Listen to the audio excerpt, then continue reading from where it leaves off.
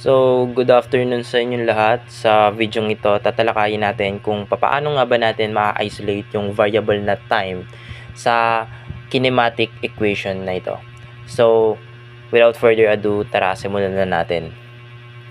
Kung mapapansin nyo, sa ating kinematics equation, meron tayong dalawang variable ng time, kung saan yung isang variable na time is nakamultiply sa initial velocity, and then yung isa naman nakamultiply sa acceleration divided by 2.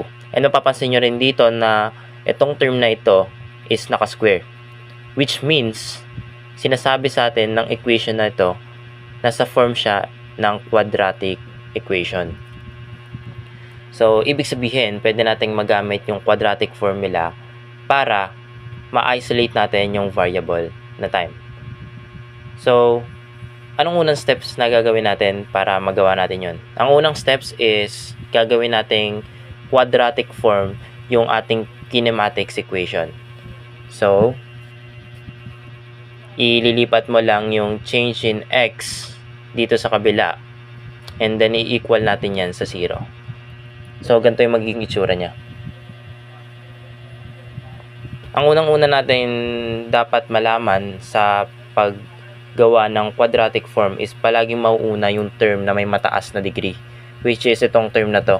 Mataas ang degree niya. Nakataas siya sa power ng 2. And then yung sunod naman, nakataas siya sa power na 1. Ganon yung ating order sa paggawa ng quadratic form. Palaging nauuna yung may pinakamataas na degree. So, 1/2 multiplied by acceleration, change in time squared, and then plus initial velocity, change in time, and then yung panghuli natin is yung itong change in x natin na nilipat natin sa kabila. Since itong change in x natin is positive dito sa kabila, pag nilipat natin yan, magiging negative yan. So, negative change in x, and then equal to 0. And sa quadratic form na ito, hindi pa tayo kompleto. Mapapansin natin na ang quadratic form na to is meron tayong fraction, which is ang pangit kasi tignan kung meron tayong fraction sa ating quadratic equation. So, ang gagawin natin is i-multiply natin by 2 yung buong equation natin para matanggal natin itong fraction.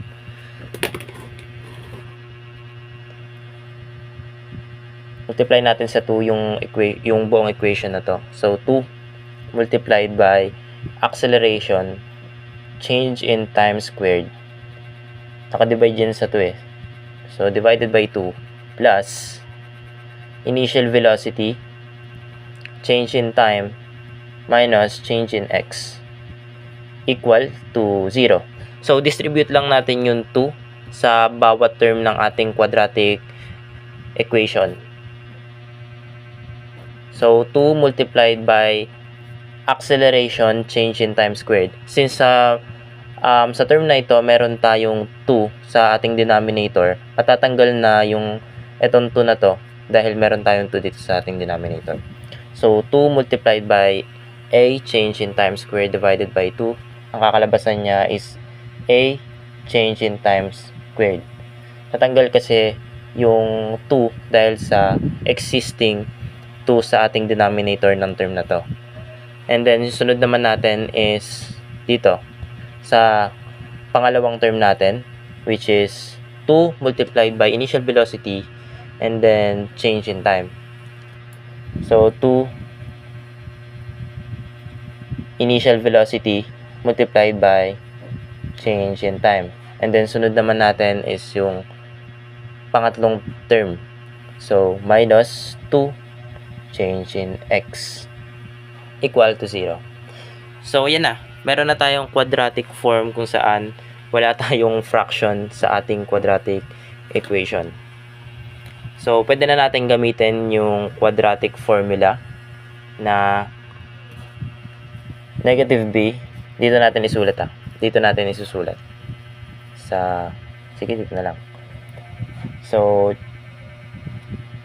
change in time is equal to negative b plus and minus square root of b squared minus 4ac and then 2 multiplied by a.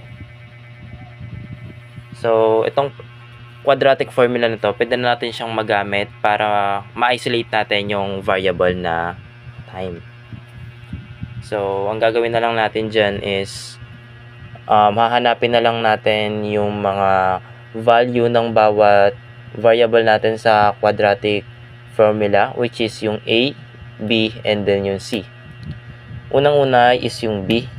Yung ating b is yung coefficient ng pangalawang term natin. So, ano nga ba yung coefficient ng pangalawang term natin? Pag sinabi natin coefficient, ito yung katabi ng variable na change in time. Yung pangalawang term natin is ito. Ayan yung pangalawang term ng quadratic equation natin. And then, yung coefficient ng ating change in time is itong 2 multiplied by initial velocity.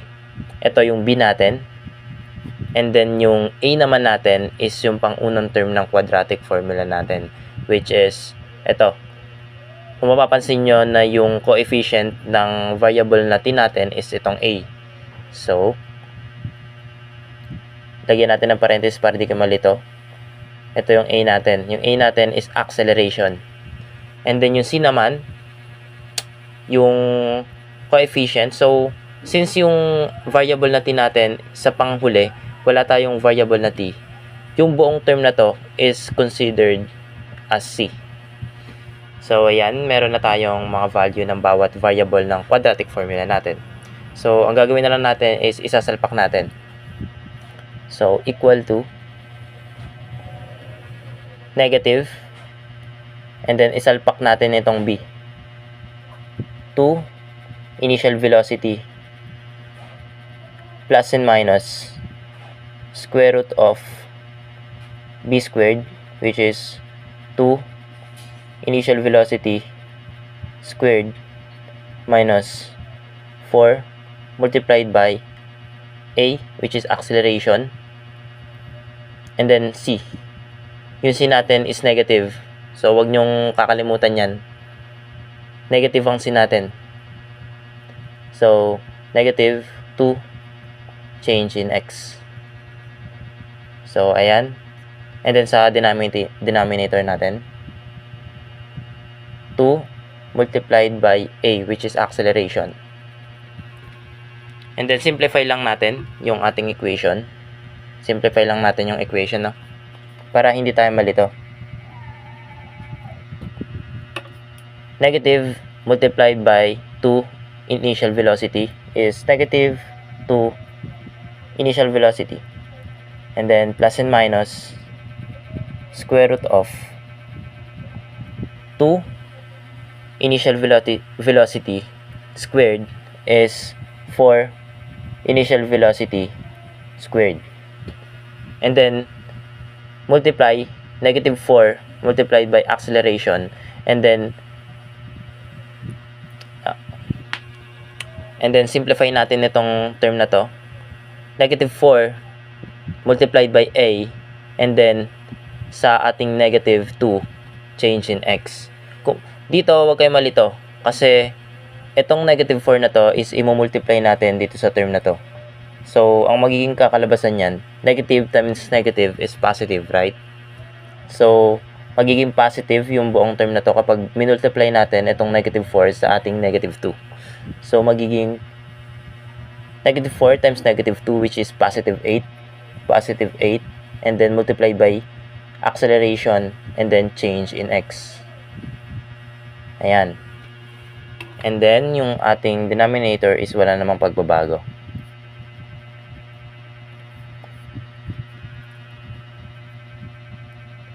So, ang next step natin na gagawin is, kung mapapansin nyo, na meron tayong common factor na 4 sa ating term.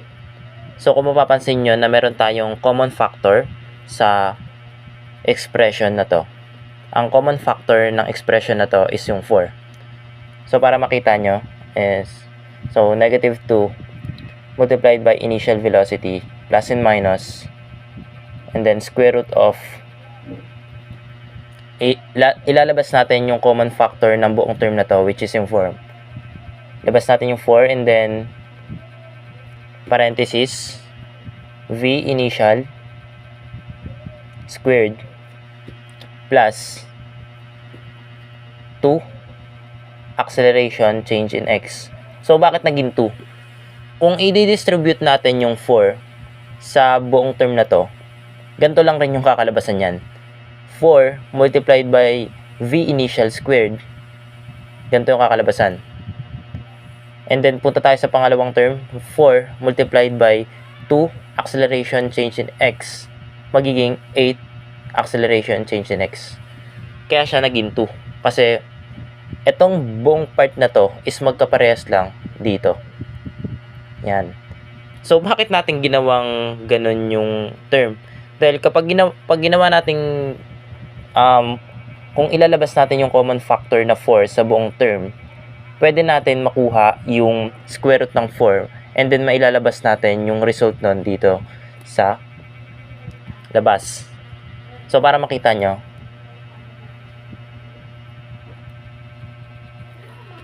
so, lipat tayo sa panibagong bond paper. Yan, ito yung panibagong bond paper natin. Yan, para hindi tayo mawala. So, dito tayo magsimula. Rewrite lang natin, Rewrite lang natin. Change in time is equal to negative 2 v initial plus and minus 4 multiplied by the initial velocity squared plus 2 acceleration and change in x divided by 2 na acceleration. So, ang square root ng 4 is 2.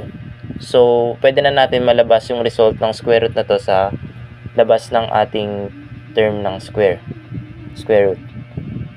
So, ang kakalabasan niyan is change in t is equal to negative 2 initial velocity plus and minus 2 square root of v initial squared plus 2a change in x. So, nailabas na natin yung result ng 4. So, nailabas na natin yung 2, which is yung result ng square root ng 4. And then, divided by 2a. So, kung mapapansin natin, meron tayong... So, mapapansin din natin sa term na to is ang common factor natin is 2. Yan. Mapapansin natin yan sa ating buong term. Meron tayong common factor na 2. And then, ilalabas natin yan para naman ma-cancel natin yung 2 sa ating denominator. Para hindi kayo malito, tingnan nyo. Change in time is equal to, ilabas natin yung common factor na 2. 2 multiplied by negative v initial plus and minus square root of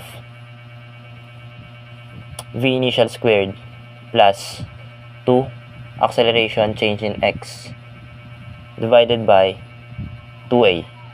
So, pwede natin ma-cancel itong 2 and then ito.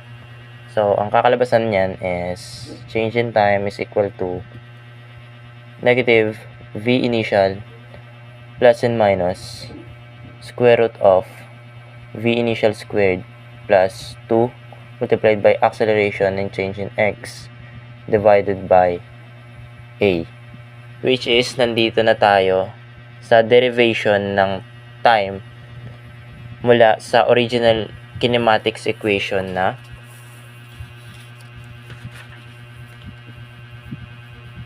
change in x is equal to initial velocity, etc., etc.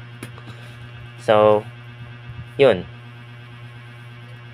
Successfully natin na-derive or na-isolate yung variable na t sa ating original na kinematics equation. Ayan, mapapansin nyo, magkapareha sila. Which is negative initial velocity plus and minus square root initial velocity squared plus 2 multiplied by acceleration, change in x, divided by a. So, ayun lang. Bye!